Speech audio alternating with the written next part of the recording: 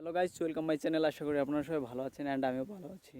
কিন্তু আজকে রোদের তাপ তেমনটা নেই, অন্য দিনের চাইতে একটু কম, বাট তবু আছে মনে হয় 37-36 ডিগ্রি সেলসিয়াস তাপমাত্রা। তো গরম পড়ুক রোদ উঠুক সমস্যা নেই, কিন্তু কৃষকের তাপমাত্রা যেটা তার সাথে একটু বেশি। তবুও কিন্তু কৃষক হাসি মুখে এবছর ধানটা তুলতে পারছে। এই সব জমির দেখুন ধান কাটা হয়ে গেছে সব। এই সব জমির ধান আছে এখনও কাটা বাকি। তো যদি বৃষ্টি হয় তখন ধানের প্রচুর সমস্যা হবে। যে ধানগুলো এখন পেকে আছে এগুলো যদি গোড়ায় পানি পায়, তো পানি পেলে সাথে সাথে সেই ধানগুলো শুয়ে পড়বে, যার ফলে কৃষকের প্রচুর একটা ক্ষতি হবে। আপনারা যারা বৃষ্টি বৃষ্টি অপেক্ষা করতে আছেন, আমিও বৃষ্টির জন্য অপেক্ষা করতে আছি, বাট কিন্তু যখন জমিতে আসি, নিজের ধান যখন ভুঁইতে থাকে বা জমিতে থাকে, তখন বোঝা যায় সেই বৃষ্টির পানি কতটা আপনার জীবনের অভিশাপ হয়ে নামবে। তো আপনারা হয়তো শহরে শহরে থাকেন, এসির মধ্যে থাকেন বা পাঁচতলা ফ্ল্যাটে থাকেন, যাই হোক আপনারা আর এটা বুঝবেন না।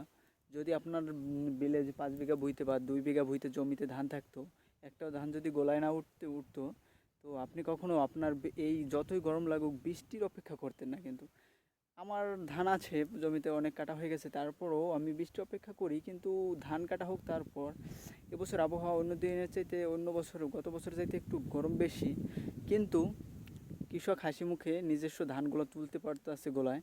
যেমন এই ধানটা কাটার পর আহ, ঘন্টা 2 রোদ দেওয়ার পরে কিন্তু গোলার ভিতর নিতে পারবে। এটা কখনো সম্ভব হয়নি গত 2-3-4 বছর, মানে গত সিজনে যখন ধান রোপণ করা হয়েছে, তো 2-3 দিন রোদ দেওয়া লাগতো, তারপর হচ্ছে নির্দিষ্ট একটা তাপমাত্রা রোদ দেওয়ার পর গোলার মধ্যে ধরে রাখা লাগতো। কিন্তু এবছর এটা উল্টো।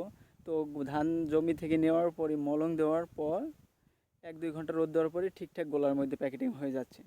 খড়গুলো গোলা মাচার উপরে দেওয়া হয়ে যাইতেছে, দেওয়ার মানে মলং দেওয়ার পরই। তো কৃষকের জন্য রোদ রোদ সাধারণ মানুষের জন্য একটু কষ্টকর হলেও কৃষকের জন্য কিন্তু এইটা একটা আহ, সুদিন বললেও চলে। সব কিন্তু অভিশাপ না মানুষের জীবনে। দেখবেন এক পৃষ্ঠা ভালো হবে, অন্য পৃষ্ঠা ক্ষতি হবে, এটাই স্বাভাবিক।